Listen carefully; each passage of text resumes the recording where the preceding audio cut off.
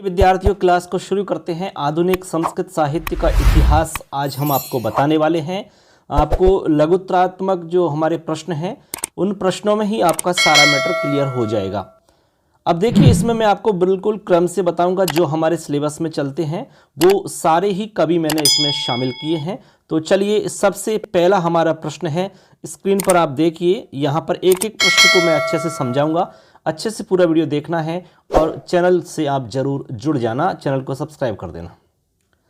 तो चलिए दोस्तों, शुरू करते हैं। हमारा पहला प्रश्न देखिए, आज की सीरीज का 304 से हम आपको बताएंगे। 304 से लेकर के 360 तक हम प्रश्न आपको बताने वाले हैं। 360 नंबर का जो प्रश्न होगा ये हमारा लास्ट प्रश्न रहेगा। कुल मिलाकर के दोस्तों यहाँ पर आपके टोटल 360 प्रश्न हैं। इनमें से आपका सवाल जरूर आ जाएगा, कोई भी सवाल आपका गलत नहीं होगा। साहित्य के अलावा कुछ प्रश्न आपको एवं में भी मिल जाएंगे, क्योंकि कुछ प्रश्न इसमें हमने किताब के भी जोड़ दिए हैं, यानी कि जो पाठ परिचय हैं उनसे संबंधित भी प्रश्न इसमें हमने ऐड कर दिए हैं। तो वो प्रश्न भी यहाँ पर आपको मिल सकेंगे। तो चलिए, पहला सवाल, चलिए दोस्तों शुरू करते हैं। आज की सीरीज का हमारा पहला सवाल 304 नंबर से हम शुरू कर रहे हैं। प्रश्न को पढ़ते हैं। श्री विद्याधर शास्त्री का जन्म कब व कहाँ हुआ? बहुत ही अच्छा सवाल है। इस तरह के सवाल एग्जाम में पूछे जाते हैं। मैं आपको जो विशेष कवि होंगे, जो मोस्ट कवि होंगे, उन पर मैं ज़्यादा फोकस करूंगा, तो उसको आपको थोड़ा सा डीपली अच्छे से समझना होगा। उत्तर में याद रखना है 4 अगस्त 1901 में चूरू में जन्म हुआ है इनका। कहाँ पर हुआ है? चूरू में। 4 अगस्त 1901 चूरू में इनका जन्म हुआ है। तारीख मान लो याद ना रहे तो आप सन तो याद रख सकते हैं, 1901 आपको याद रखना है। मृत्यु की बात करें तो फरवरी 1983 में इनकी मृत्यु हुई है। फरवरी 1983 याद रखना है। यदि बात आती है कि विद्याधर शास्त्री के पिताजी का नाम क्या है, तो पंडित देवी प्रसाद शास्त्री इनके पिताजी का नाम है। बहुत ज़्यादा मोस्ट नहीं है, फिर भी आपको सरसरी नज़र से देख लेना है, सुन लेना है, ठीक है ना? ऐसे चलिए अगला प्रश्न देखते हैं। देखिए मित्रों, अगला हमारा सवाल है 305 नंबर का सवाल है। देखिए स्क्रीन पर 305। किस कवि ने 15 वर्ष की अवस्था में शिव पुष्पांजलि नामक स्तोत्र लिखा? बहुत ही बढ़िया सवाल है। ऐसा कौन सा कवि है जिसने 15 वर्ष की उम्र में ही शिव पुष्पांजलि नाम का स्तोत्र लिख दिया? तो नाम है श्री विद्याधर शास्त्री। श्री विद्याधर शास्त्री जी ने शिव नाम का स्तोत्र लिख दिया था जब वो 15 साल के थे। तो इससे ये स्पष्ट होता है कि ये बचपन से ही बहुत ही इंटेलिजेंट व प्रतिभाशाली थे, तभी उन्होंने ये काम किया। अगला सवाल देखिए 306 नंबर। श्री विद्याधर शास्त्री द्वारा बीकानेर में किस संस्था की स्थापना की? ये भी अच्छा सवाल है। तो इसमें याद रखना है हिंदी विश्व भारती संस्था है। बीकानेर में स्थापना हुई है इसकी, और स्थापना की है विद्याधर शास्त्री जी ने। बीकानेर में कौन सी संस्था स्थापित की? हिंदी विश्व भारती संस्था, ऐसे याद रखना है, ठीक है ना? अगला सवाल देखिए 307 नंबर का सवाल। राजस्थान साहित्य अकादमी ने विद्याधर शास्त्री को किस उपाधि से विभूषित किया? ये अच्छा सवाल है, इसको हम मोस्ट सवाल कह सकते हैं। उत्तर याद रखना है, मनीषी उपाधि से इसे सुशोभित किया। राष्ट्रपति पुरस्कार भी मिला है इनको, ये भी याद रख सकते हैं आप, ठीक है ना? राष्ट्रपति पुरस्कार भी इनको मिल चुका है। राजस्थान साहित्य अकादमी ने विद्याधर शास्त्री को कौन सी उपाधि से विभूषित किया? तो उत्तर हो जाएगा मनीषी की उपाधि से विभूषित किया। ठीक, ऐसे याद रखना है। चलिए अगला सवाल देखते हैं। चलिए दोस्तों, अगला हमारा सवाल है, और अगला जो सवाल है 308 नंबर का, ये वेरी वेरी मोस्ट इंपॉर्टेंट है। इसको आप याद रख सकते हैं। मैं यहां लिख रहा हूं मोस्ट क्वेश्चन है ये, ठीक है? ये सवाल आने लायक है। तो सवाल को समझते हैं। श्री विद्याधर शास्त्री ने कौन सा महाकाव्य लिखा? ये है प्रश्न। प्रश्न आ सकता है कि विद्याधर शास्त्री के द्वारा रचित महाकाव्य का नाम लिखो, या इनके महाकाव्य का क्या नाम है, या महाकाव्य दे करके डायरेक्ट पूछ सकते हैं कि इस महाकाव्य के रचनाकार कौन हैं या लेखक कौन हैं। उत्तर हो जाएगा, इनके महाकाव्य का नाम है हरनामामृत महाकाव्य, हरनामामृत महाकाव्य। ठीक है मित्रों, इस महाकाव्य से संबंधित कुछ विशेष फैक्ट मैंने नीचे लिखा है, कथानक से संबंधित है। कथानक का जो आधार है वो इनके पितामह पंडित हरनाम दत्त शास्त्री की जीवनी है। मतलब विद्याधर शास्त्री जी के पितामह हैं हरनाम दत्त, उनकी जीवनी जो लिखी गई है उस जीवनी को इन्होंने मूल आधार बनाया है, उसी के आधार पर अपना महाकाव्य लिखा है इन्होंने। इसका नायक इन्होंने पंडित हरनाम दत्त को बनाया है, जो कि विद्याधर शास्त्री जी के पितामह हैं, उनको इन्होंने बनाया है। इसमें टोटल 16 सर्ग हैं। टोटल सर्गों की बात करें तो 16 सर्ग हैं। नायक की बात करें तो पंडित हरनाम दत्त शास्त्री हैं। और कथानक का आधार पूछें तो पितामह इनके पंडित हरनाम दत्त शास्त्री जी को इसमें बनाया गया है। ठीक है ना। और महाकाव्य का नाम है हरनामामृत महाकाव्य। प्रश्न आ गया कि हरनामामृत महाकाव्य के लेखक कौन है, तो उत्तर हो जाएगा विद्याधर शास्त्री। ऐसे याद रख लेना। अगला हमारा प्रश्न है 309। श्री महावीर सौरभम महाकाव्य के रचयिता कौन हैं? ये भी अच्छा सवाल है। श्री महावीर सौरभम जो महाकाव्य है उसके रचयिता हैं आचार्य मधुकर शास्त्री। कौन है? आचार्य मधुकर शास्त्री। मान लो प्रश्न आ जाता है कि आचार्य मधुकर शास्त्री द्वारा रचित महाकाव्य कौन सा है, तो उत्तर होगा श्री महावीर सौरभम। ये मोस्ट है, इसको भी याद रखना। श्री महावीर सौरभम महाकाव्य के लेखक मधुकर शास्त्री। निवासी की बात करें तो रामपुरा जयपुर, जयपुर के निवासी हैं। पिताजी का नाम यदि पूछा जाता है तो घासीलाल जोशी इनके पिताजी हैं। और महाकाव्य में सर्ग की बात करें तो 16 इसमें सर्ग हैं। और नायक की बात करें तो इसमें महावीर स्वामी को इसमें नायक बनाया है। सर्ग इसमें मतलब हरनामामृत महाकाव्य के बराबर ही है, उसमें भी 16 सर्ग हैं, इसमें भी 16 सर्ग हैं। ठीक है ना। ऐसे तो याद रखना, महावीर सौरभम महाकाव्य के लेखक मधुकर शास्त्री जी हैं, निवासी रामपुरा जयपुर, पिता का नाम घासीलाल जोशी, और महाकाव्य में सर्ग 16 हैं। और नायक की बात करें तो महावीर स्वामी को नायक बनाया गया है।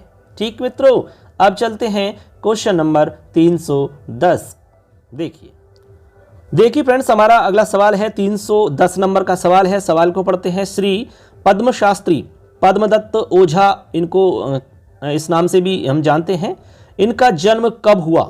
ये वेरी वेरी मोस्ट इंपॉर्टेंट है हमारा, तो इसको मैं वीआईपी क्वेश्चन कहूँगा, वीआईपी। ठीक है, मोस्ट से भी ऊपर है ये सवाल आया हुआ भी है और आ सकता है। ठीक है, ऐसे श्री पद्मदत्त शास्त्री का जन्म कब हुआ है? तो 17 दिसंबर 1935 में इनका जन्म हुआ है। अल्मोड़ा उत्तर प्रदेश में जन्म हुआ है। पहली बात तो ये कि इनका जन्म उत्तर प्रदेश में हुआ है, और उत्तर प्रदेश के अंदर भी अल्मोड़ा स्थान है।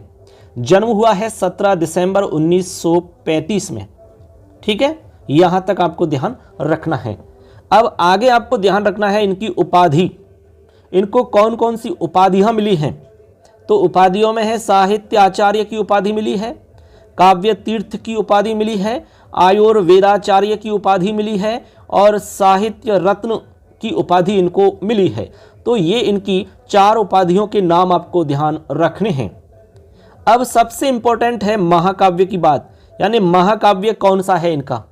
तो महाकाव्य है लेलिनामृतम, लेलिनामृतम, ये इनका महाकाव्य है। इसमें टोटल आपके 15 सर्ग हैं। सवाल ऐसे आया हुआ है कि लेलिनामृत महाकाव्य से रचयिता कह, या रचनाकार कह, या लेखक कह, इस तरह सवाल आया हुआ है। तो उत्तर में लिखना होगा श्री पद्म शास्त्री या पद्मदत्त ओझा, ऐसे आप लिखेंगे। इस महाकाव्य की जो रचना हुई है वो 1975 में हुई है। कब हुई है? 1975 में इसकी रचना हुई है। 1960 में इन्होंने सिनेमा शतकम एक और काव्य लिखा। कौन सा? सिनेमा शतकम। प्रश्न इससे भी बन सकता है, सिनेमा शतकम काव्य से मतलब किसका संबंध है? तो पद्म शास्त्री जी का है, या सिनेमा शतकम काव्य के लेखक कौन हैं, या इसकी किस रचना किसने की है, ऐसा सवाल आएगा तो उत्तर पद्म शास्त्री जी है इसका। तो ऐसे करके दो आपको रचना याद रखनी है, ललितामृत महाकाव्य और सिनेमा शतकम काव्य। महाकाव्य में 15 सर्ग हैं। उपाधियां आपको हमने बता दी है। जन्म 35 में हुआ है, अल्मोड़ा उत्तर प्रदेश में। ये फैक्ट आपको ध्यान रखने हैं, बार बार आप सुनोगे तो निश्चित तौर पर याद हो जाएगा। ठीक, जब भी आपका समय फ्री रहता है, जैसे खाना खा रहे हैं, खाना बना रहे हैं, या फिर आप नहा रहे हैं, उस समय आप मोबाइल चला के रख दीजिए, तो आपका ये दोनों प्रकार का कार्य हो जाएगा, नहाने का भी, खाने का भी और सुनने का भी, याद भी हो जाएगा आपको ऐसे। ठीक, आगे चलिए अगला सवाल देखते हैं। देखिए अगला हमारा सवाल है दोस्तों 311 नंबर का सवाल पढ़ते हैं। मैंने ऊपर यहाँ पर देखिए विशेष फैक्ट की वजह से ऊपर लिख दिया है। गुलाब चंद चूलेट को 1991 में माघ पुरस्कार मिला है। आगे आएगा, ये अभी आया नहीं है, इसमें अगले प्रश्न में आपको मिलेगा गुलाब चंद चूलेट। लेकिन मैंने यहाँ पर ऊपर इसलिए लिखा है क्योंकि ऊपर हमारा ध्यान जरूर जाता है, तो ये विशेष फैक्ट था, इसलिए मैंने ऊपर ही इसको नोट कर दिया। गुलाब चंद चूलेट को 1991 में माघ पुरस्कार मिला है, याद रखना। अब समझते हैं अगला सवाल 311। जरासंध वध महाकाव्य किसके द्वारा विरचित है? देखिए जरासंध वध महाकाव्य किसने लिखा, सीधा सवाल, बहुत ज़्यादा मुश्त नहीं है। तो उत्तर है गोस्वामी हरिराय द्वारा लिखा गया है। इनके जन्म की बात करें तो इनका जन्म 22 मई 1950 को चौपासनी जोधपुर में हुआ है। कहाँ पर हुआ है? चौपासनी जोधपुर के अंदर 1950 में जन्म हुआ है, और इसके लेखक हैं गोस्वामी हरिराय हैं। ठीक है, ऐसे। पिताजी की यदि बात की जाए तो ब्रजभूषण लाल जी इनके पिताजी हैं, और इस महाकाव्य में सर्ग पूछे जाए तो 20 सर्ग हैं। इनको राजस्थान संस्कृत अकादमी द्वारा इस ग्रंथ के लिए माघ पुरस्कार दिया गया है, तो ये फैक्ट विशेष है। ठीक है, पूछ लिया जा सकता है कि जो गोस्वामी हरिराय जी हैं, इनको राजस्थान संस्कृत अकादमी द्वारा किस ग्रंथ के लिए माघ पुरस्कार प्रदान किया गया है? तो उत्तर हो जाएगा आपका जरासंध वध महाकाव्य के लिए इनको माघ पुरस्कार दिया गया, ऐसे याद रखेंगे आप। ठीक, आगे चलिए अगला सवाल देखते हैं फ्रेंड्स। अगला हमारा सवाल है 312 नंबर का। देखिए सवाल है मोह भंगम महाकाव्य के रचयिता कौन हैं? ये भी अच्छा है, मोह भंगम महाकाव्य के रचयिता कौन हैं, लेकिन बहुत ज़्यादा मोस्ट नहीं है। जहाँ पर हम बहुत ज़्यादा मोस्ट कहेंगे ना, उसको आपको याद करना ही है, उसको तो बिल्कुल एकदम कंठस्थ कर लेना। तो इसका आंसर हो जाएगा मोह भंगम महाकाव्य के रचयिता का डॉक्टर रसिक बिहारी जोशी। क्या उत्तर हो जाएगा? डॉक्टर रसिक बिहारी जोशी, इन्होंने लिखा है मोह भंगम महाकाव्य। इनके जन्म की बात करें तो 12 सितंबर 1927 को नागपुर में जन्म हुआ है। नागपुर महाराष्ट्र के अंदर इनका जन्म हुआ है। किसका? डॉक्टर रसिक बिहारी जोशी का। अब पिता की बात करें, इनके पिताजी का नाम तो राम प्रताप त्रिपाठी इनके पिताजी का नाम है। महाकाव्य का मूल आधार यदि पूछते हैं तो विष्णु पुराण है, मूल आधार विष्णु पुराण है। विष्णु पुराण में ये जो कथा वस्तु है उसके आधार पर इन्होंने अपना महाकाव्य लिखा है। इनकी अन्य रचनाएं और भी हैं कुछ, उन रचनाओं में करुणा कटाक्ष लहरी नाम इसमें आता है। इसके अलावा गोवर्धन गौरवम नाम आता है। इसके अलावा सारस्वतम गीति काव्य नाम आता है, और प्रजा पारिजातम, ये इनकी अन्य रचनाओं में नाम आते हैं। तो अन्य रचनाओं के नाम आप सरसरी नज़र से देख लेंगे। विशेष तो मोहभंगम महाकाव्य किसका है ऐसे याद रख लेंगे सीधा सीधा। तो डॉक्टर रसिक बिहारी जोशी का है ये। इनका जन्म नागपुर महाराष्ट्र में हुआ है। ठीक है, ये सारे फैक्ट याद नहीं रहेंगे तब भी काम चल जाएगा, लेकिन लेखक याद रहना चाहिए बस, और उनके महाकाव्य का नाम याद रहना चाहिए, इतना तो आप याद करना। अब देखो अगला हमारा 313 नंबर का क्वेश्चन है, महारथी कर्ण के जीवन पर रचित संस्कृत भाषात्मक प्रथम महाकाव्य कौन सा है? तो उत्तर हो जाएगा महारथी महाकाव्य। महारथी कर्ण के जीवन पर लिखित है ये, संस्कृत भाषात्मक प्रथम महाकाव्य है और नाम है महारथी महाकाव्य। ठीक है ना। अब देखो इसके लेखक की बात की जाए तो मैंने इसको अगले प्रश्न में शामिल किया है। देखिए बच्चों अगला हमारा सवाल है 314 नंबर का। बढ़िया सवाल है, अच्छा सवाल है, इसको हम अच्छा कह सकते हैं, मोस्ट इसको हम कह सकते हैं। सवाल को पढ़ते हैं, महारथी महाकाव्य के रचयिता कौन है? महारथी महाकाव्य, इसके रचयिता बताने हैं तो रचयिता हैं पंडित गुलाब चंद चुलेट। इनका जन्म जयपुर में हुआ है और साहित्य के जगत में इनका जो उपनाम मिलता है वो पाटलेंदु मिलता है। ये भी अच्छी बात है। पाटलेंदु किसका उपनाम मिलता है? तो ये मिलता है पंडित गुलाब चंद चुलेट जी का। पिता का नाम हनुमान साय शर्मा है। पिता का नाम हनुमान साय शर्मा। तो विशेष बात याद रखनी है कि महारथी महाकाव्य के लेखक कौन है? पंडित गुलाब चंद चुलेट, निवासी जयपुर के हैं और साहित्य जगत में इनका जो उपनाम मिलता है वो पाटलेंदु मिलता है। ये भी एक विशेष फैक्ट है, पाटलेंदु। अगला सवाल 315 नंबर का है, सीता चरितम महाकाव्य किसके द्वारा रचित है? सीता चरितम, तो सीता चरितम जो महाकाव्य है वो डॉक्टर रेवा प्रसाद द्विवेदी द्वारा लिखा गया है। किसके द्वारा? डॉक्टर रेवा प्रसाद द्विवेदी द्वारा लिखा गया है। ये ऐसे एक सामान्य फैक्ट के तौर पे आपको ध्यान रखना है। अगला है 316 नंबर का प्रश्न, रामानंद दिग्विजयम महाकाव्य के रचनाकार कौन हैं? तो उत्तर होगा स्वामी भगवदाचार्य। स्वामी भगवदाचार्य इसके रचनाकार हैं। किसके? रामानंद दिग्विजयम जो महाकाव्य है, इस महाकाव्य के रचनाकार स्वामी भगवदाचार्य हैं। ऐसे आप ध्यान रखेंगे। तो अब देखते हैं अगला प्रश्न मित्रों। अब देखिए अगला हमारा सवाल है इसमें 317 नंबर का, पंडित मधुसूदन ओझा का जन्म कहाँ हुआ? पंडित मधुसूदन ओझा का जन्म कहाँ पर हुआ है? तो उत्तर हो जाएगा मुजफ्फरनगर बिहार के गाड़ा गांव में हुआ। और जन्म कब हुआ है? जन्म हुआ है 1923 विक्रमाब्धि में। पिताजी का नाम पंडित वैद्यनाथ झा, ऐसे याद रखना है। तो याद रखना है जन्म कहाँ हुआ है? मुजफ्फरपुर बिहार के अंदर है और वहाँ पर गाड़ा गांव है, वहाँ जन्म हुआ है इनका। 1923 विक्रमाब्धि में हुआ है। पिता पंडित वैद्यनाथ झा हैं। अगले सवाल में इनकी रचनाएं लिखी हैं मैंने। तो अगला हमारा सवाल है 318 नंबर का, पंडित मधुसूदन ओझा द्वारा रचित ग्रंथ कौन से हैं? पंडित मधुसूदन ओझा द्वारा लिखित ग्रंथों के नाम आपको बताने हैं। तो इनके कई ग्रंथ हैं, मैंने यहाँ पर जो मेन ग्रंथ हैं उन्हीं का जिक्र किया है। तो इसमें याद रखना है इंद्र विजय, इसके बाद में कादम्बिनी, इसके बाद में अहोरात्रवादः, इसके बाद में महर्षि कुल वैभवम, इसके बाद में पथ्यास्वस्ति ही, उसके बाद में वस्तु समीक्षा। ये आप इनकी रचनाएं याद रखेंगे। ठीक है, किसकी है ये? पंडित मधुसूदन ओझा द्वारा लिखित ग्रंथ हैं। ये इनकी रचनाएं इंद्र विजय, अहोरात्रवादः, पथ्यास्वस्ति, कादम्बिनी, महर्षि कुल वैभवम और वस्तु समीक्षा।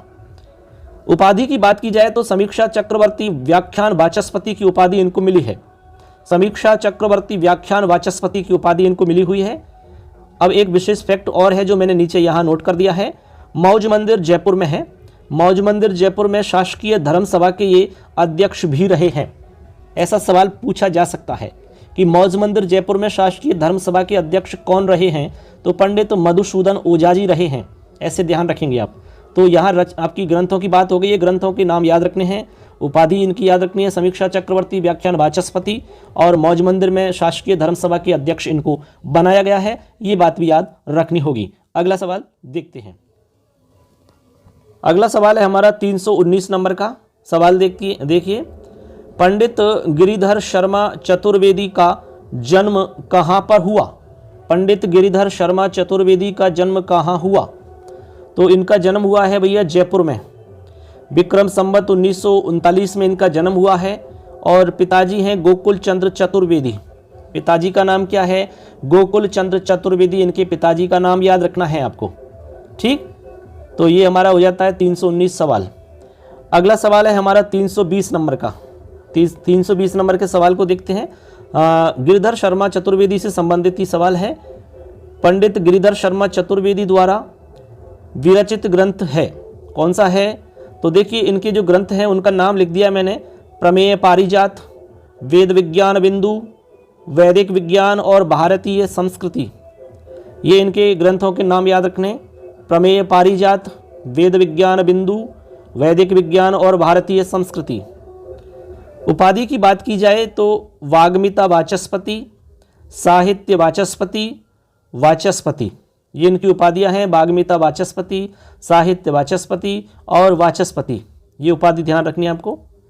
इसके बाद में विशेष में लिखा है कि भारत के राष्ट्रपति के द्वारा सर्वप्रथम देश के प्रमुख संस्कृत पंडित के रूप में इनको सम्मानित किया गया है। ये विशेष फैक्ट है, ये पूछा जा सकता है।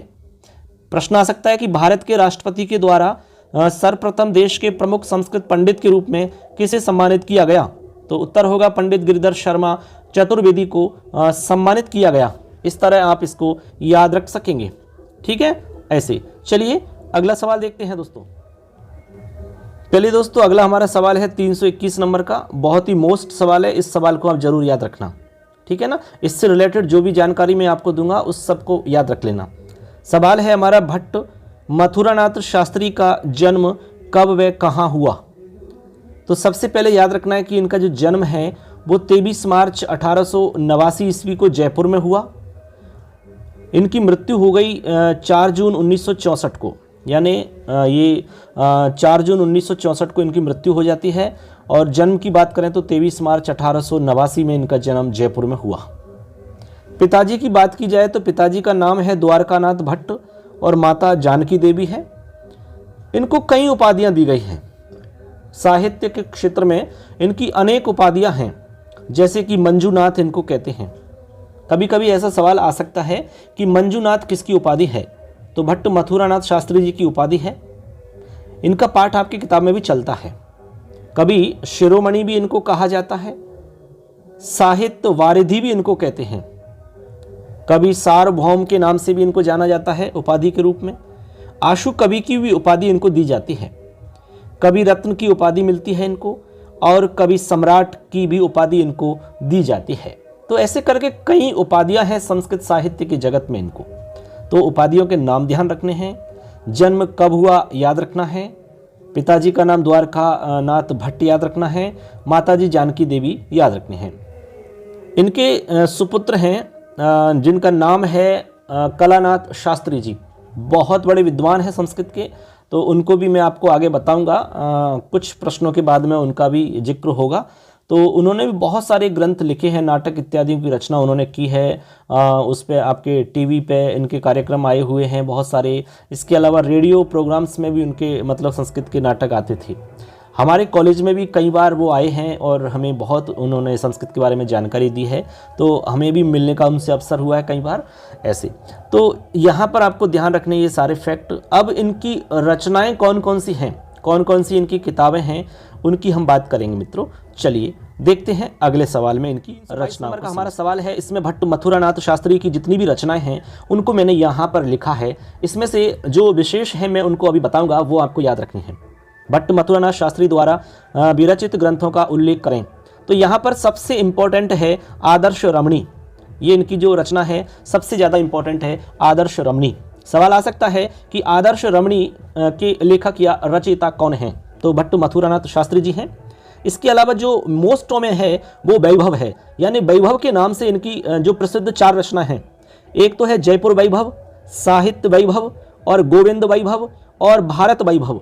ये वैभव के नाम से 4 रचना इनकी हैं। तो याद रखना, इनमें से एक कोई भी पूछी जा सकती है, किसी भी तरह से कोई भी सवाल पूछा जा सकता है। अन्य रचनाओं में जो मोस्ट इंपॉर्टेंट में है वो है आपकी प्रबंध पारिजात है। ये भी बहुत ही मोस्ट रचना है। जो मैंने मोस्ट बताई है इनको तो ध्यान रखना ही है आपको, ठीक है ना। और जो बाकी हैं ये गौण हैं, आप ध्यान नहीं रखोगे तब भी काम चल सकता है। एक बार सरसरी नजर से सुन लेना और देख लेना। अन्य रचनाओं में मानसिंह है, इसके अलावा गाथा रत्न समुच्चय है, इसके अलावा गीर्वाण गिरा गौरवम, आगे संस्कृत गाथा सप्तसती और मंजूनाथ गौरवम, समस्या संदोह। ऐसे करके टोटल रचनाएं इनकी 12 रचनाएं मैंने यहाँ बताई हैं। लेकिन 12 में से मैंने 5-6 रचनाएं जो विशेष आपको बताई है इंपॉर्टेंट के रूप में, उनको ध्यान रखना बच्चों, वहाँ से आपका सवाल बन सकता है, ठीक है ना। ऐसे एक विशेष फैक्ट मैंने नीचे यहाँ विशेष करके लिख दिया है। इनकी जो रचनाएं हैं वो मंजू कविता निकुंज शीर्षक से प्रकाशित हुई हैं। ऐसा सवाल एक बार पूछा गया है और पूछा जा सकता है कि इनकी जो रचनाएं हैं वो किस शीर्षक से पब्लिश हुई हैं, कौन से शीर्षक के नाम से प्रकाशित हुई हैं। तो शीर्षक रहा है मंजू कविता निकुंज के नाम से इनकी रचनाएं प्रकाशित हुई हैं। ये आपको ध्यान रखना होगा। अगले सवाल की तरफ चलते हैं फ्रेंड्स। देखिए अगला सवाल है हमारा 323 नंबर का। संस्कृत अकादमी जयपुर द्वारा मथुरानाथ शास्त्री साहित्य सम्मान सबसे पहले तो कब प्रारंभ किया? तो ये प्रारंभ हुआ है 2004-5 से। प्रतिवर्ष दिया जाता है। तो प्रश्न ये है कि सर्वप्रथम किसे दिया गया। ये भी बहुत ही अच्छा सवाल है, बहुत ही मोस्ट सवाल है। संस्कृत अकादमी द्वारा, संस्कृत अकादमी जयपुर में स्थित है बच्चों, ठीक है ना। अलग अलग अकादमियाँ बनी हुई हैं, हिंदी की अलग बनी हुई है, संस्कृत की अलग बनी हुई है, राजस्थानी की अलग बनी हुई है, ऐसे अलग अलग अकादमियाँ बनी हुई है। तो वहाँ पर उस विषय को लेकर के शोध किया जाता है, उस विषय से संबंधित वहाँ पर रिसर्च होते हैं, और जो भी काम होता है लिखने का इत्यादि सारे काम वहाँ पर होते हैं। तो संस्कृत अकादमी जयपुर में है। संस्कृत अकादमी के द्वारा मथुरानाथ शास्त्री साहित्य सम्मान पुरस्कार दिया जाता है हर वर्ष, और यह पुरस्कार 2004-05 से शुरू किया गया है। तो सर्वप्रथम दिया गया है ये मोहनलाल पांडे को। किसको दिया गया है? मोहनलाल पांडे को दिया गया है। इनकी रचना पद्मिनी के लिए, मोहनलाल पांडे को इनकी रचना पद्मिनी के लिए दिया गया है। सवाल ये भी पूछा जा सकता है कि मोहनलाल पांडे को किस रचना के लिए ये मथुरानाथ शास्त्री साहित्य सम्मान पुरस्कार दिया गया। तो रचना का नाम पद्मिनी याद रखना है, ठीक है बच्चों। कैसे भी सवाल आ सकता है, यदि आप इनको अच्छे से सुनोगे देखोगे तो गारंटी से याद हो जाएंगे, कहीं दिक्कत नहीं है। और हमें पूरा विश्वास है कि इन सवालों में से बाहर आपका कोई सवाल नहीं आएगा। हमने बहुत मेहनत करके आपको ये नोट्स तैयार किए हैं। आपको PDF भी इनकी मिल जाएगी वीडियो के डिस्क्रिप्शन में। इसके अलावा हमारा जो टेलीग्राम चैनल है उसका लिंक भी डाल दूंगा, वहाँ से भी आप इसको प्राप्त कर सकते हैं। चैनल को जरूर आप सब्सक्राइब कर लेना, अपने दोस्त जितने भी हैं संस्कृत वाले उन तक इस वीडियो को जरूर भेजना। ये छोटा सा काम आप जरूर करना दोस्तों। आप जितना ज्ञान को बांटोगे आपका ज्ञान उतना ही बढ़ जाएगा। यही सरस्वती के खजाने की एक विशेषता है, ठीक है ना। ऐसे आगे चलते हैं अगले सवाल की तरफ। 324 नंबर का सवाल है, हरनामामृत महाकाव्य के रचयिता कौन है। ये क्या रिपीट हो गया सवाल, पहले आ चुका था। पंडित विद्याधर शास्त्री हैं, सर्ग इसमें 16 हैं। तो हरनामामृत महाकाव्य के रचयिता कौन है? पंडित विद्याधर शास्त्री। इनकी अन्य रचनाएं भी हैं। इनकी अन्य रचनाओं में देखिए यहाँ पर कुछ रचनाओं के नाम लिखे हैं। विश्व मानवीयम, विद्याधर नीतिरत्न, वैचित्र लहरी, मत्त लहरी, लीला लहरी, हिमाद्री महात्म्य, पूर्णानंद, दुर्बल बलह, काव्यवाटिका। अब देखो ये अन्य रचनाओं को भली आप याद ना रखें, लेकिन हरनामामृत महाकाव्य आपको जरूर याद रखना है पंडित विद्याधर शास्त्री का, ठीक है ना। अन्य रचनाओं को आप सरसरी नजर से देख लेना, एक बार सुन जरूर लेना। चलिए अगले सवाल की तरफ चलते हैं। अगला हमारा सवाल है 325 नंबर का। ये भी अच्छा सवाल है। पंडित गणेश राम शर्मा का जन्म कब व कहाँ हुआ। पंडित गणेश राम शर्मा। मैंने इस क्लास में आपको लगभग सारे जो हमारे आधुनिक कवि हैं उनको यहाँ पर संकलित कर दिया है। तो यहाँ पर सारे कवियों का परिचय आपको मिल जाएगा छोटे छोटे क्वेश्चनों के रूप में। आगे देखिए, पंडित गणेश राम शर्मा का जन्म कब व कहाँ हुआ। तो जन्म हुआ है इनका 27 मार्च 1908 में डूंगरपुर जिले में हुआ है। कहाँ पर हुआ है? डूंगरपुर जिले में। इनके पिता का नाम कोदरलाल शर्मा है। पंडित गणेश राम शर्मा जी हैं, इनके पिता का नाम कोदरलाल शर्मा है। जन्म 27 मार्च 1908 डूंगरपुर में हुआ है। फ्रेंड्स यहाँ पर मैंने इनकी रचनाएं लिखी है नीचे। तो रचनाओं में है लाक्षमणी प्रशस्ति, इसके अलावा महेश मर्दिनी स्तुति ही, इसके अलावा है मोहनाभ्युदयम, फिर है सुशीलो द्वाह मंगलम, फिर आशी ही कुसुमांजलि ही। ये इनकी रचनाएं हैं, ठीक है ना। अब इनमें से कोई ज़्यादा विशेष खास तो नहीं है, लेकिन आप ध्यान रख लेना कि गणेश राम शर्मा जो हमारे आधुनिक संस्कृत के कवि हैं, इनका जन्म 1908 डूंगरपुर में हुआ है, इतना आप ध्यान रख लें। और यदि इनमें आपको याद रखनी है रचना, तो ये आपको याद रखनी है मोहनाभ्युदयम और महेश मर्दिनी स्तुति। ये दो याद रख लेना बस, ठीक है ना। चलिए आगे इसमें हम एक विशेष फैक्ट और है इन्हीं से संबंधित, उसको मैंने अगले क्वेश्चन में लिखा है जो कि काफी इंपॉर्टेंट है। क्वेश्चन नंबर 326, गणेश राम शर्मा लिखित यानी कि गणेश राम शर्मा जी के द्वारा लिखित 20 लघु कथाओं का संकलन किस शीर्षक से राजस्थान साहित्य अकादमी के द्वारा प्रकाशित हुआ है। ये बहुत ही इंपॉर्टेंट सवाल है गणेश राम जी के बारे में। तो याद रखना, संस्कृत कथा निकुंज के नाम से, सॉरी निकुंज नहीं कुंज, संस्कृत कथा कुंज के नाम से प्रकाशित हुआ है। इन्होंने 20 लघु कथाएं लिखी हैं। उन 20 लघु कथाओं का संकलन एक शीर्षक से किया, राजस्थान साहित्य अकादमी के द्वारा प्रकाशित हुआ है और उसका नाम था शीर्षक का संस्कृत कथा कुंज। ऐसे याद रखना ये। अगला प्रश्न है हमारा 327 नंबर का, जयपुर में परवणीकर कुल के प्रवर्तक कौन थे भैया? ये भी अच्छा सवाल है आपका, याद रख सकते हो। जयपुर में परवणी कुल के प्रवर्तक माने जाते हैं माधव भट्ट को। किसको माना जाता है? माधव भट्ट को माना जाता है। ठीक, अब 328 नंबर का सवाल हमारा वेरी वेरी मोस्ट इंपॉर्टेंट है, इसको तो याद कर ही लेना, एग्जाम में आएगा, बहुत बार आ चुका है। तो सवाल है, जयवंश महाकाव्य के रचयिता कौन है?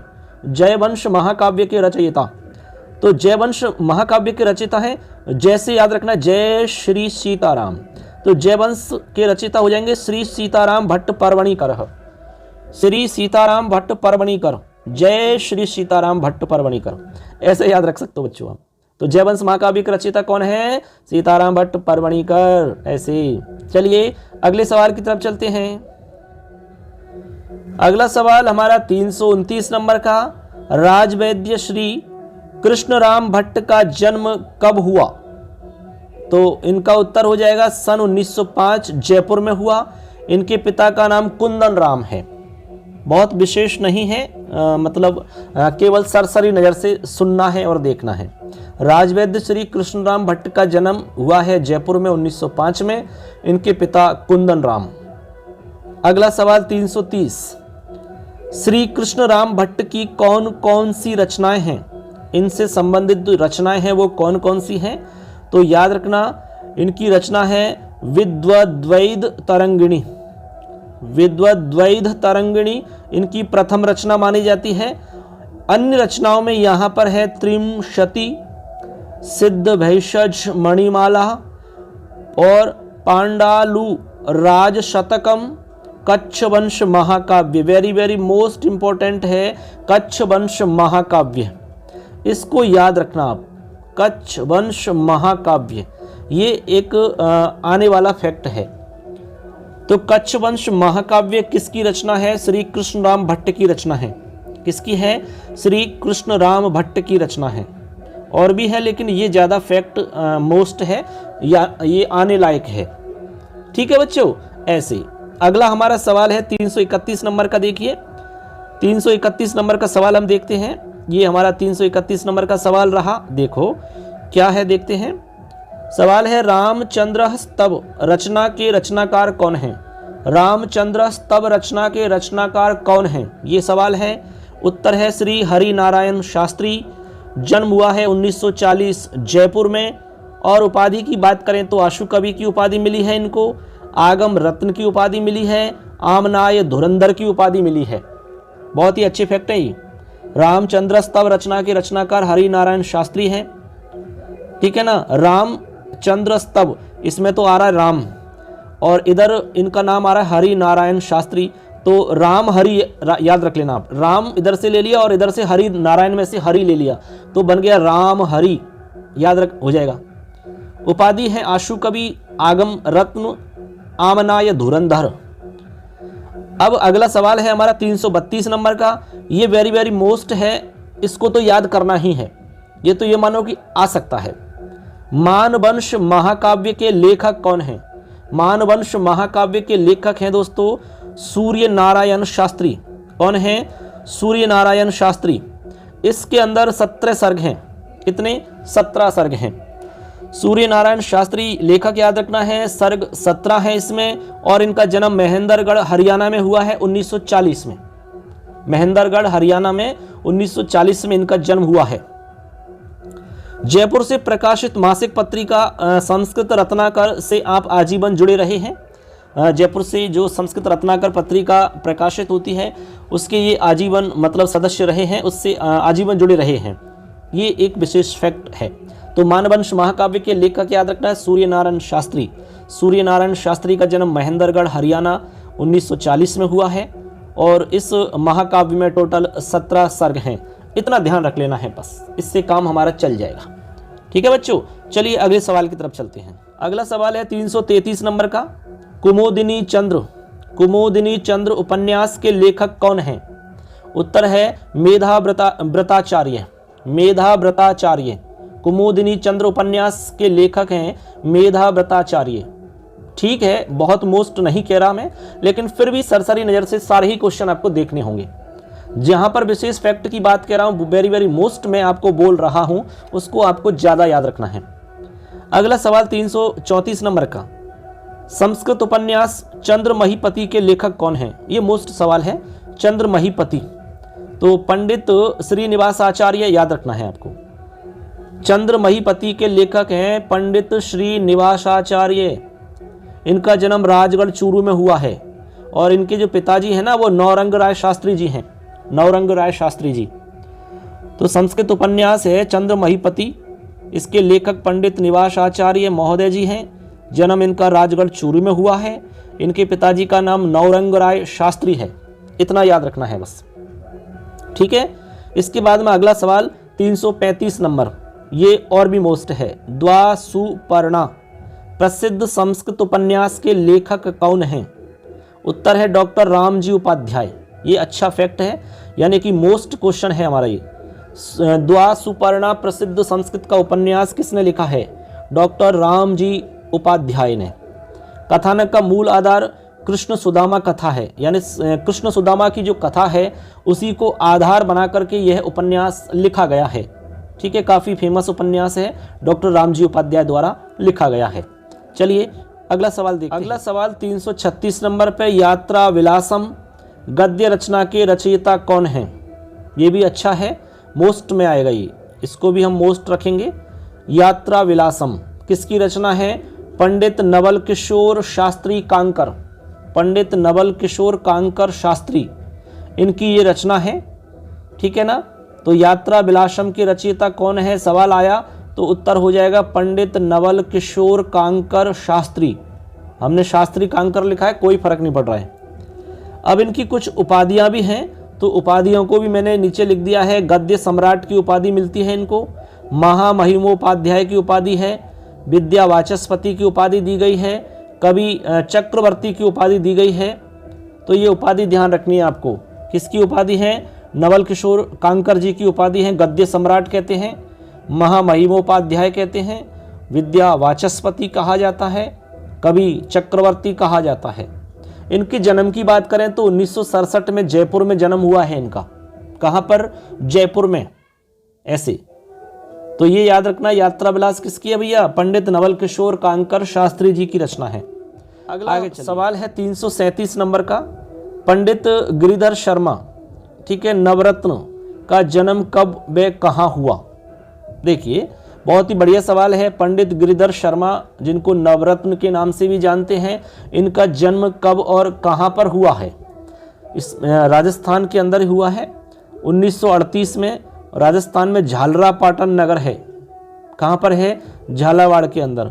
झालावाड़ में झालरापाटन है, वहाँ पर इनका जन्म हुआ है और मृत्यु जुलाई 1961 में हुई है इनकी।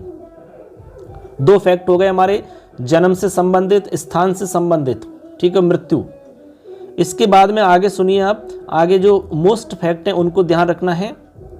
झालावाड़ नरेश श्री भवानी सिंह ने इनको राजगुरु बनाया। ये भी एक अच्छा सवाल है। मान लो पूछ लिया जाए कि झालावाड़ नरेश श्री भवानी सिंह ने किसको अपना राजगुरु बनाया, तो उत्तर में याद रखना है पंडित गिरिधर शर्मा को बनाया। इन्होंने गीतांजलि का हिंदी अनुवाद किया, ये भी अच्छी बात है। गीतांजलि का हिंदी अनुवाद किसने किया है? गिरिधर शर्मा ने।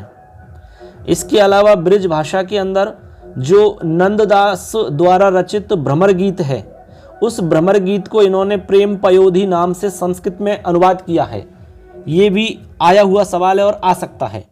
मोस्ट फैक्ट हैं जो हमने नीचे लिखे हैं। ब्रिज भाषा में नंददास द्वारा रचित भ्रमर गीत है, ठीक है। सवाल आया था कि भ्रमर गीत को किसने संस्कृत में रूपांतरित किया, तो संस्कृत में रूपांतरित किया है पंडित गिरिधर शर्मा ने, और वो भी प्रेम पयोधी के नाम से किया है, ऐसे, ठीक है ना। और गीतांजलि का हिंदी अनुवाद किया है इन्होंने। आगे है उमर खय्याम की रुबाइयों का संस्कृत में अनुवाद किया है अमर सूक्ति सुधाकर के नाम से। किस नाम से किया है? अमर सूक्ति सुधाकर के नाम से। ये भी सवाल आ सकता है, कैसे? उमर खय्याम की रुबाइयों का संस्कृत में अनुवाद किसने किया? तो उत्तर हो जाएगा आपका पंडित गिरिधर शर्मा जी ने किया है।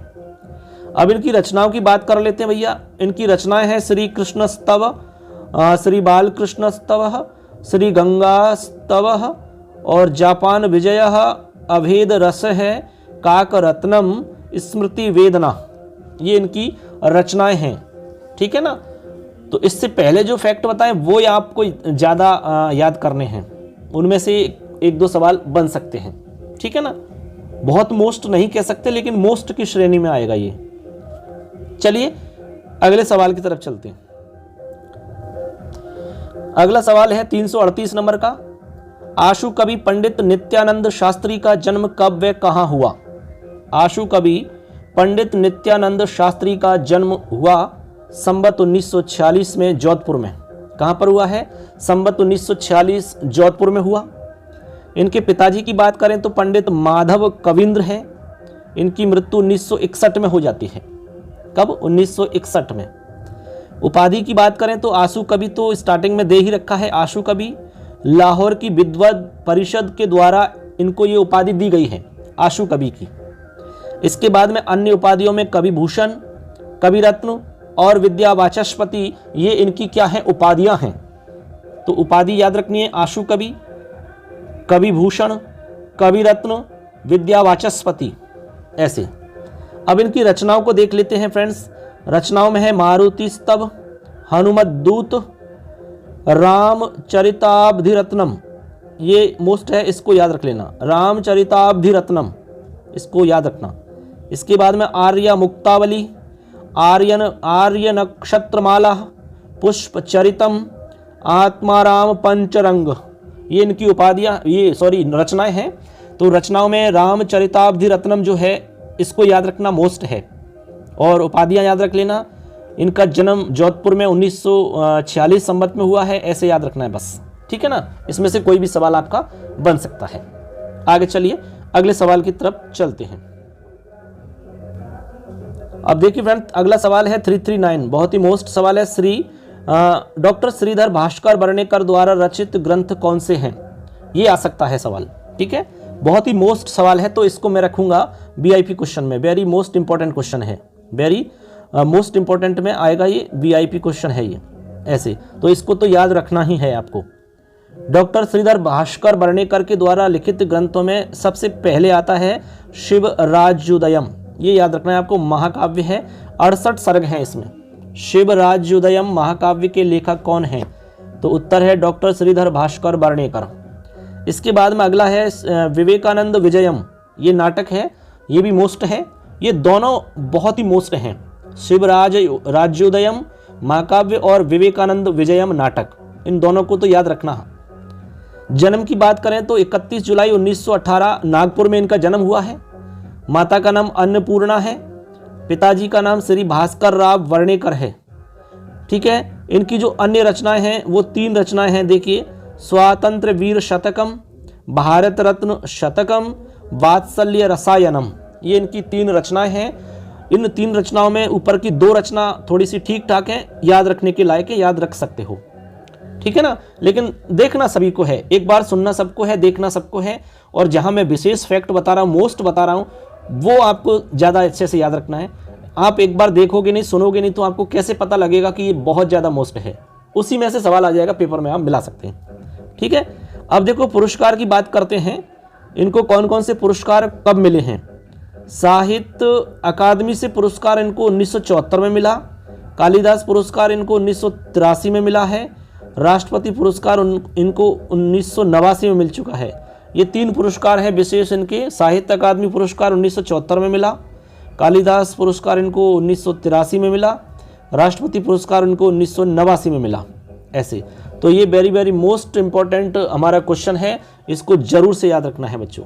ठीक है, चलिए आगे बढ़ते हैं। 140 नंबर का, डॉक्टर प्रभाकर शास्त्री का जन्म कब हुआ? प्रभाकर शास्त्री, तो इनका जन्म हुआ है 13 अप्रैल 1939 जयपुर में। प्रभाकर शास्त्री जी का जन्म 13 अप्रैल 1939 जयपुर में हुआ। इनके पिताजी का नाम स्वर्गीय पंडित बृद्धिचंद्र शास्त्री जी हैं। राजस्थान विश्वविद्यालय से डीलिट की सर्वोच्च उपाधि से विभूषित हुए हैं ये भी बहुत बढ़िया बात है। राजस्थान विश्वविद्यालय से डीलिट की सर्वोच्च उपाधि से विभूषित होने वाले डॉक्टर प्रभाकर शास्त्री जी, इनका जन्म 13 अप्रैल 1939 जयपुर में हुआ, ऐसे याद रखना है। ठीक है, अब इनकी बहुत सारी रचनाएं हैं, तो उन रचनाओं में जो आपको याद रखने की लायक रचना है वो मैंने नीचे लिखी है, ठीक है ना। और भी जो फैक्ट हैं वो भी मैंने लिख दिए हैं, तो उनको हम नीचे देखते हैं अगले क्वेश्चन में। चलिए दोस्तों अगला क्वेश्चन देखते हैं। मैंने यहाँ पर जो क्वेश्चन बनाए हैं वो सारे के सारे बिल्कुल सीक्वेंस में बनाए हैं, सीरियल से बनाए हैं। एक कभी खत्म हुआ उसके बाद में, मतलब खत्म होने से मतलब है एक कभी जैसे हमारा पूरा कंप्लीट हो जाता है उसके बाद में जब अगला कभी आएगा तो उससे रिलेटेड क्वेश्चन आपके लगातार चलेंगे उसमें। तो यहाँ पर अगला है हमारा डॉक्टर प्रभाकर शास्त्री द्वारा रचित ग्रंथ, ठीक है। प्रभाकर शास्त्री द्वारा रचित ग्रंथ कौन कौन से हैं, यहाँ पर मैंने लिखे हैं ग्रंथों के नाम। सबसे पहला है और सबसे मोस्ट है आपका आत्मवेदना। ये कहानी है आत्मवेदना के नाम से, बहुत ही फेमस है और बहुत ही मोस्ट है। इसके अलावा संस्कृत गद्य प्रभा, इसके अलावा याज्ञवल्क्य की स्मृति आचार अध्याय पर इन्होंने लिखा है। इसके अलावा जगत गुरु शंकराचार्य रूपक इन्होंने लिखा है। इसके बाद में महाकबीर माघ रूपक लिखा है और विलहन चरितम ये भी इन्होंने लिखा है। तो ऐसे करके इनकी ये रचनाएं हो जाती हैं। इन सभी रचनाओं में आत्मवेदना आपको याद रखना है, ये ज़्यादा मोस्ट है आत्मवेदना, ठीक है ऐसे। और रूपक पूछा जाता है तो रूपक में जगत गुरु शंकराचार्य आपको याद रखना है, ये भी आपका मोस्ट में आएगा, ठीक है बच्चों। अगला सवाल है इसी में देखिए 342 नंबर का, डॉक्टर प्रभाकर शास्त्री की उपाधियां एवं सम्मान के विषय में लिखना है आपको। इनको कौन कौन सी उपाधियां मिली हैं और कौन कौन से इनको सम्मान मिले हैं। तो उपाधियों में देखिए धर्मशास्त्रोपाध्याय और धर्मशास्त्र शास्त्री और धर्मशास्त्राचार्य, ये तो इनकी उपाधियां हो जाती हैं। धर्मशास्त्रोपाध्याय एक उपाधि हो गई, धर्मशास्त्र शास्त्री दूसरी उपाधि हो गई, धर्मशास्त्राचार्य तीसरी उपाधि हो गई। तो उपाधियां हो गई 3।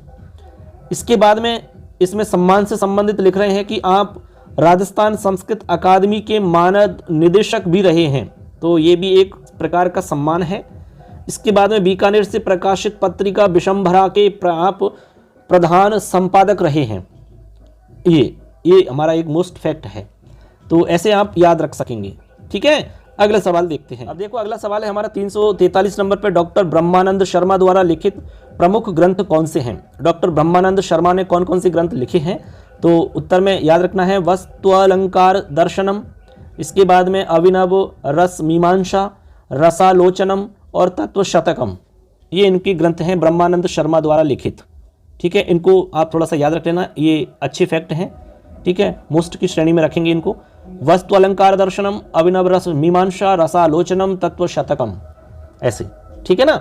अगला सवाल 344, पंडित गुलाब चंद्र चूलेट का जन्म कहाँ हुआ। उत्तर है जयपुर जनपद में हुआ। इनके पिताजी हनुमान शाह शर्मा हैं, ठीक।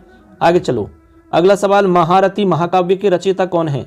ये वेरी मोस्ट इंपॉर्टेंट है, इसको याद रखना आपको। तो उत्तर हो जाएगा पंडित गुलाबचंद चूलेट।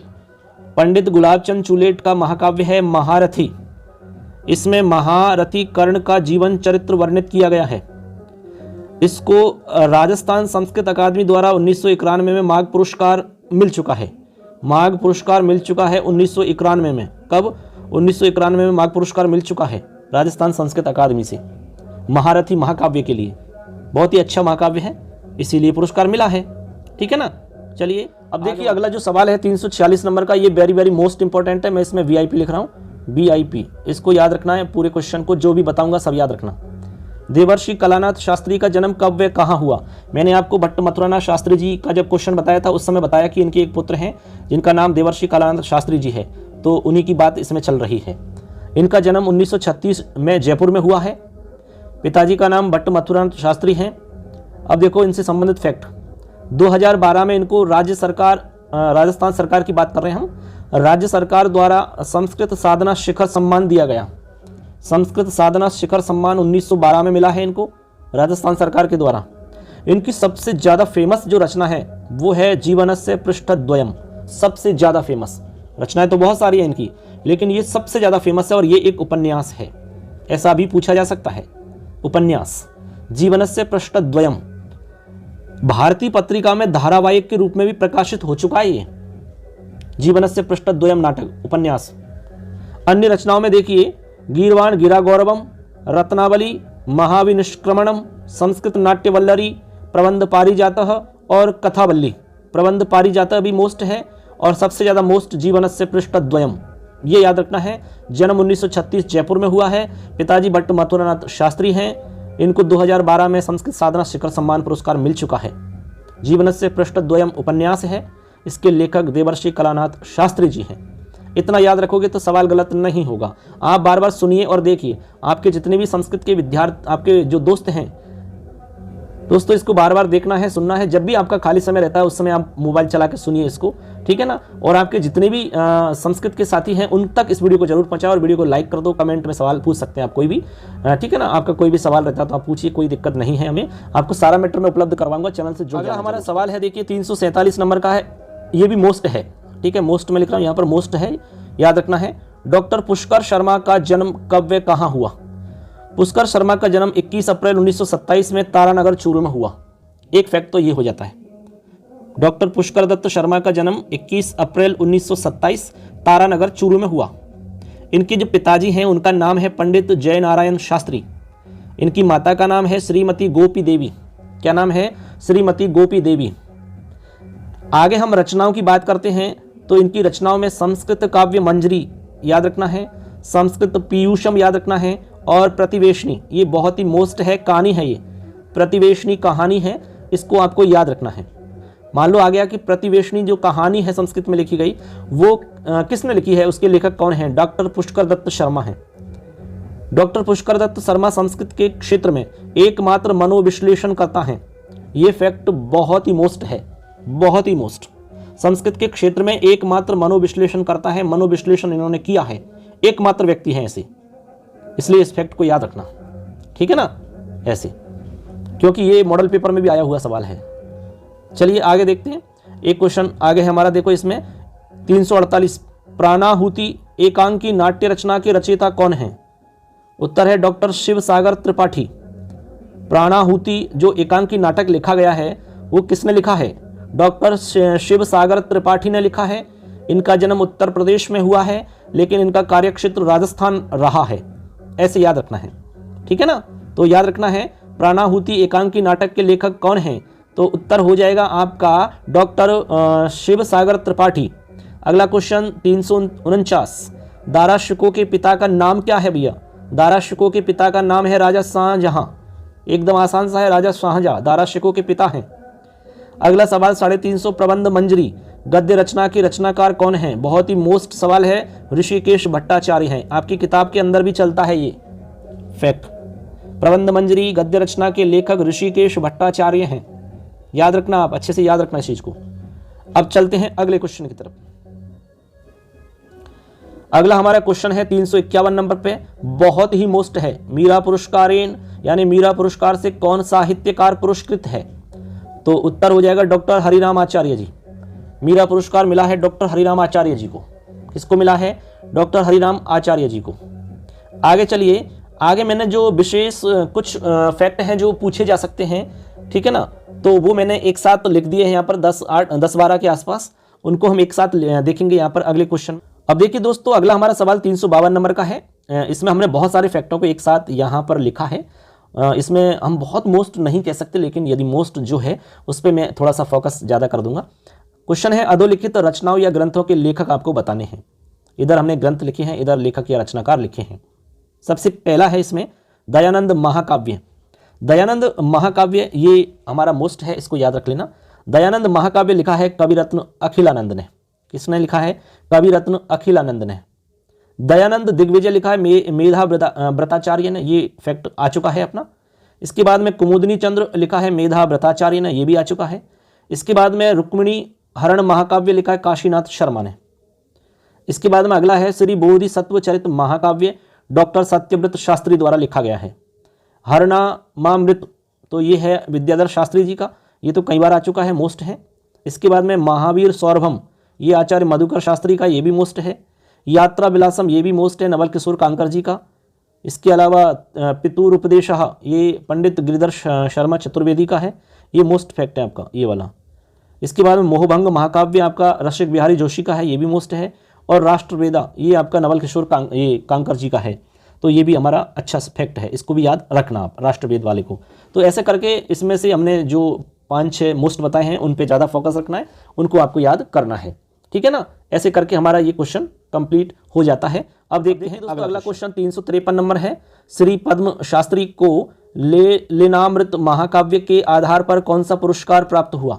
लीलामृत महाकाव्य के आधार पर इनको कौन सा पुरस्कार मिला है? ये मोस्ट फैक्ट है, याद रख लेना, मैं मोस्ट लिख रहा हूं।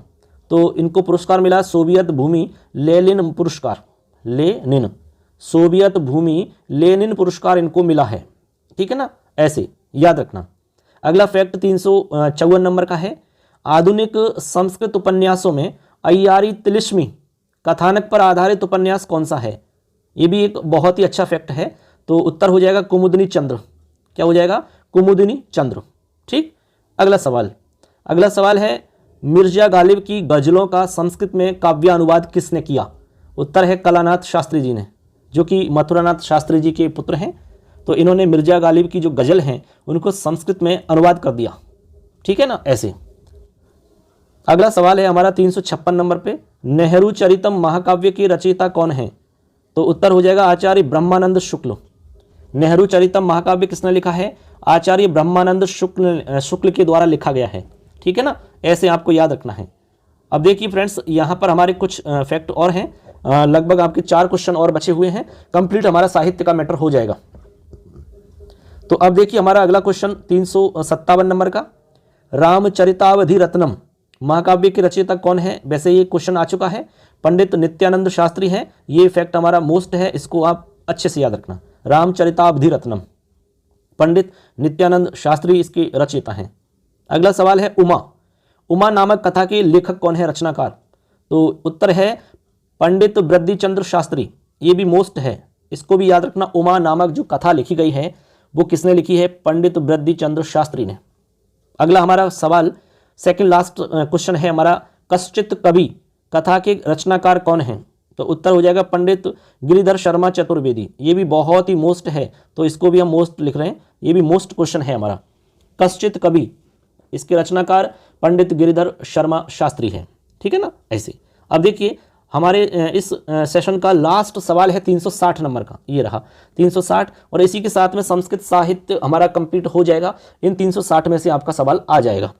सवाल है अधोलिखित कथाओं के लेखक आपको बताने हैं। इसमें हमने 4 कथाएं लिखी हैं, उनके लेखक लिखे हैं। जैसे कि प्रतिवेशनी है तो डॉक्टर पुष्कर शर्मा है, वैसे प्रतिवेशनी पहले आ चुका है हमारा, कोई बात नहीं है। मदीय पत्नी इसके दुर्गा दत्त झा हैं। इसके बाद में कुसुम लक्ष्मी उपन्यास जो है इसके हैं AR अनंत रत्न पारखी, इसको याद रखना, मोस्ट है। कुसुम लक्ष्मी जो उपन्यास है वो किसने लिखा है? AR अनंत रत्न पारखी ने लिखा है। और दुर्लभ दाम्पत्यम, ये भी मोस्ट इंपॉर्टेंट है, तो इसको भी याद रखना, लिखा है पंडित सूर्य नारायण शास्त्री ने। किसने लिखा है? पंडित सूर्य नारायण शास्त्री। तो इसी के साथ में दोस्तों हमारा ये कंप्लीट मैटर हो जाता है। 360 क्वेश्चन हमने इसमें टोटल बनाए हैं। इसमें हमने वैदिक साहित्य के क्वेश्चन भी बनाए हैं, लौकिक साहित्य के क्वेश्चन इसमें हमने बनाए हैं, और इसमें आधुनिक साहित्य के क्वेश्चन हमने बनाए हैं। तीनों को यहाँ पर संकलित किया गया है। वेरी वेरी मोस्ट इंपॉर्टेंट यहाँ पर फैक्ट हमने आपको उपलब्ध करवाया है।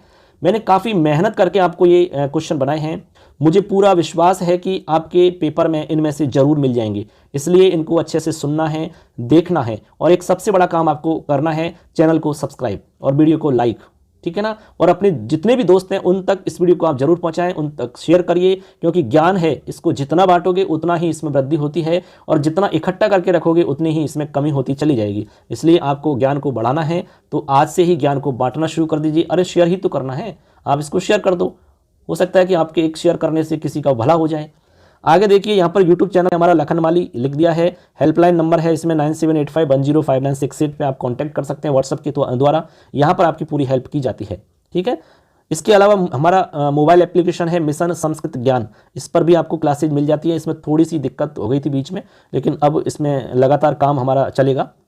दोस्तों सबके लिए बहुत बहुत शुभकामनाएं, अच्छे से तैयारी करें।